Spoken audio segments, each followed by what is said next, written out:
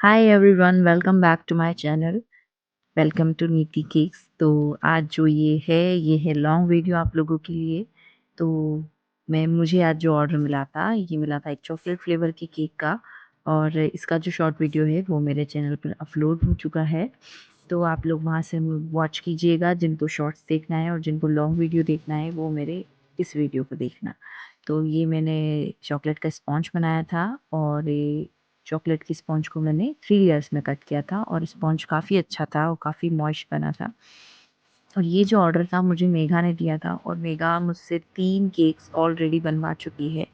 और ये 4th cake था जो मेघा ने मुझे ऑर्डर किया था। तो इसके तो चॉकलेट केक के लिए मुझे चॉकलेट गनाश भी बनाना था और चोको चिप्स भी लगानी थी। तो मैंने जो है चॉकलेट को कट किया था। और आप हमेशा इस बात का ध्यान रखें कि जब भी आपको चॉकलेट यूज़ करना हो, डार्क कंपाउंड यूज़ करना हो, आप फ्रिज से पहले निकाल दें, नहीं तो वो बहुत कड़क हो जाएगा और जैसे मेरा हाथ कट हुआ है वैसे ही आपका भी कट हो जाएगा। तो आप इस चीज़ का ध्यान रखें, चॉकलेट को थोड़ा सॉफ्ट होने दें। मैं भूल जाती हूँ क्योंकि मैं मतलब स्कूल से आई थी और एकदम से मुझे मतलब बहुत एक प्रेशर सा फ़ील होने लगता है जब कोई केक का ऑर्डर होता है, मुझे टाइम से देना होता है, तो मैं कुछ चीज़ें भूल जाती हूँ। तो मैं चॉकलेट निकालना भी भूल गई थी। वैसे मैं मम्मी से फ़ोन लगा के बोल देती हूँ कि मम्मी आप क्रीम निकाल देना, तो आधा काम तो मम्मी कर ही देती है। तो मैंने जो है स्पॉन्ज को 3 लेयर्स में कट किया और उसके बाद व्हिपिंग क्रीम लगाई थी, शुगर सिरप से सोक किया था और उसके बाद व्हिपिंग क्रीम लगाई थी। तो ये जो चॉकलेट गनाश मैंने बनाया है, इसको मैं व्हिपिंग क्रीम के ऊपर अप्लाई करती हूँ, आपने मेरे हर वीडियो में देखा होगा। और उसके बाद मैं चोको चिप्स लगाती हूँ। तो ये मैंने फर्स्ट लेयर लिया था और फर्स्ट लेयर के ऊपर मैं शुगर सिरप से सोक कर रही थी। थोड़ा-सा शुगर सिरप ज़्यादा लगता है क्योंकि जो स्पॉन्ज होता है चॉकलेट स्पॉन्ज, उसमें थोड़ा ज़्यादा हमको मॉइस्चर देना पड़ता है। उसके बाद मैंने व्हिपिंग क्रीम लगाई थी। तो मेघा ने मुझे कहा था कि दीदी आप केक को थोड़ी हाइट देना, तो मुझे हाइट देने के लिए थोड़ा-सा ज़्यादा क्रीम लगाना पड़ा लेयर्स के बीच में। तो ये मैंने फर्स्ट लेयर लगाई थी क्रीम की, व्हिपिंग क्रीम की। उसके बाद व्हिपिंग क्रीम लगाने के बाद मैंने चॉकलेट गनाश लगाया था, जो कि मैंने बनाया था, हैंड टू हैंड ही बना लिया था मैंने चॉकलेट गनाश। वो चॉकलेट गनाश थोड़ा-सा लगाया था और इस चॉकलेट गनाश को लगाने के बाद मैंने चोको चिप्स लगाई थी। तो ये जो केक था, ये एक विंटेज थीम पर था और मुझे बोला था कि दी आपके हिसाब से बना देना कोई-सा भी। तो मैंने जो है हार्ट शेप में ग्लिटर केक बनाया है पिंक कलर में, डार्क पिंक कलर में। और उसके बाद उसके ऊपर जो है रिबन, जो बो वाली जो डिज़ाइन अभी चल रही है, ट्रेंड में है, वो वाली डिज़ाइन मैंने लगाई थी। तो ये जो केक था ये मेघा की फ्रेंड का था और उसने कहा था कि दी आप हो सके तो कपकेक्स भी बना देना। पर मेरे पास सच में टाइम नहीं था कपकेक्स का, लेकिन वो इतनी ज़्यादा उसने रिक्वेस्ट की थी कि फिर इस केक के साथ मैंने 6 कपकेक्स भी बनाए थे। तो इसको जब बेक किया तब मैंने कपकेक्स नहीं बनाए थे, बाद में मैंने कपकेक्स बनाए थे। तो आप चाहें तो जल्दी उसी के साथ कपकेक्स भी बेक कर लें, क्योंकि मेरे पास समय नहीं था और जो भी कह सकते हैं कि समझ नहीं आ रहा था, बहुत सारे काम थे, तो मैंने उस टाइम बेक नहीं किया था। तो ये मैंने लगा दी थी सेकंड लेयर, और सेकंड लेयर पर भी मैंने सेम काम किया था शुगर सिरप से सोक करके व्हिपिंग क्रीम, देन उसपे के ऊपर मैंने चॉकलेट गनाश और फिर चोको चिप्स लगाई थी और उसके बाद मैं थर्ड लेयर लगा दी थी केक की। और आप जब कोई सा भी केक बनाते हैं हार्ट शेप का, तो इस चीज़ का ख़्याल रखें कि उसका जो प्रॉपर शेप है वो आना चाहिए, और हार्ट शेप में थोड़ा समय ज़्यादा लगता है, मतलब फिनिशिंग में टाइम लगता है जितना कि as compare to round cake. जब हम स्क्वायर स्क्वायर नहीं, सॉरी, राउंड केक, जब हम राउंड केक बनाते हैं, कोई सा गोल टिन में बनाते हैं तो आसान रहता है।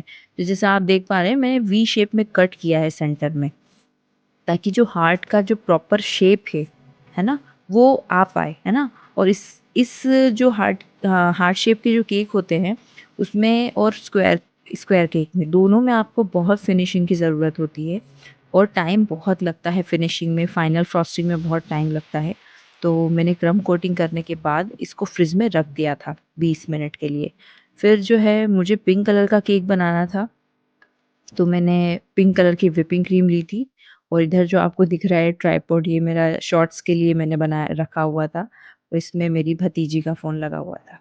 क्योंकि आपने लास्ट टाइम मेरा डॉल केक वाला वीडियो देखा होगा, उसमें मेरी सिस्टर का फ़ोन लगा हुआ था और अब इस बार मैंने मेरी भतीजी का फ़ोन लगाया था। तो ये वो भी मेरी काफ़ी हेल्प कर रही थी इस काम में। तो मैंने जो है इसको पिंक कलर से पूरी फ्रॉस्टिंग कर दी थी और ये जो मैं आप ब्लू कलर का मेरे हाथ में देख रहे हैं, ये फाइल कवर है। इससे बहुत अच्छे से कहते हैं ना, स्मूथनिंग हो जाती है। तो ये मैंने पिंक कलर लगा दिया था केक के ऊपर और अब मुझे करना था शिमर लगाना था, ग्लिटर लगाना था।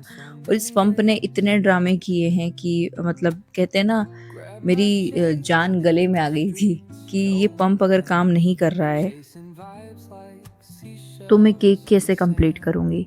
और जैसे-तैसे मैंने बहुत मेहनत करके फाइनली जो ग्लिटर था पिंक कलर का, डार्क पिंक कलर का, वो मैंने केक के ऊपर पूरा अप्लाई कर दिया था। मुझे बहुत टाइम लगा था, ये तो केक की एडिटिंग होती है, मतलब हम एडिट कर देते हैं, तो इतना जल्दी दिखाई देता है। तो ये वाला जो है मैंने कर दिया था और मेरा जो है काउंटर टॉप वो बहुत गंदा हो चुका था और मुझे बिल्कुल भी पसंद नहीं है गंदे काउंटर टॉप के साथ काम करना। तो ये मैंने साफ़ किया और मेरी बहुत अच्छी आदत है कि मैं बार-बार हाथ धोती हूँ।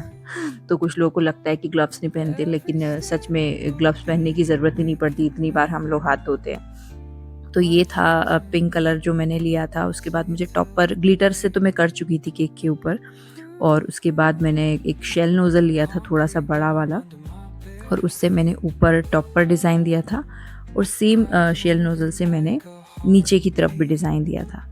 और जब भी आपको नोज़ल्स के साथ काम करना होता है तो मैं पहले ही नोज़ल्स पाइपिंग बैग में लगा लेती हूँ कि मुझे कितनी नोज़ल्स यूज़ करनी है, ताकि जो है वो मतलब टाइम ज़्यादा नहीं जाता, मेरा टाइम बच जाता है। पहले से ही मैं प्रिपेयर कर लेती हूँ कि कौन-कौन सी नोज़ल मुझे यूज़ होगी, तो लगा-लगा के मैं रख लेती हूँ। तो इस तरह से मैंने जो है शेल नोज़ल का यूज़ किया था और फिर उसके बाद स्टार नोज़ल का यूज़ किया था। दूर से तो शायद आपको नहीं दिखाई दे रहा है। उसके बाद मैंने ये लीफ नोज़ल लिया था, जिससे मैं ये जो झालर वाला जो डिज़ाइन बना रही थी, ये लीफ नोज़ल से था और स्टार नोज़ल से ही मैंने बीच-बीच में स्टार्स बना दिए थे। तो टोटल मैंने 1, 2, 3 नोज़ल्स का यूज़ किया था और 3 नोज़ल से मेरा ये डिज़ाइन बन गया था। फिर जो है मेरी भतीजी जो है प्रशंसा, उसी ने ये ब्लैक कलर के बो बनाए थे रिबन के और वो बहुत अच्छे बो बनाती है, तो उसी ने मुझे बना कर दिए थे और मैंने सिर्फ लगाए थे और मुझे सच बताऊँ तो प्लेस करना भी नहीं आ रहा था। उसी ने बताया था कि बुआ आप इधर एक इधर लगाइए, एक उधर लगाइए। तो इस तरह से जो है उसकी भी हेल्प लगी है इस केक पे और ये मैंने ब्लैक कलर का हैप्पी बर्थडे टॉपर लगा दिया था और ये था मेरे केक का फाइनल लुक। और आप लोग मुझे बताना कि आप लोग को ये केक कैसा लगा है।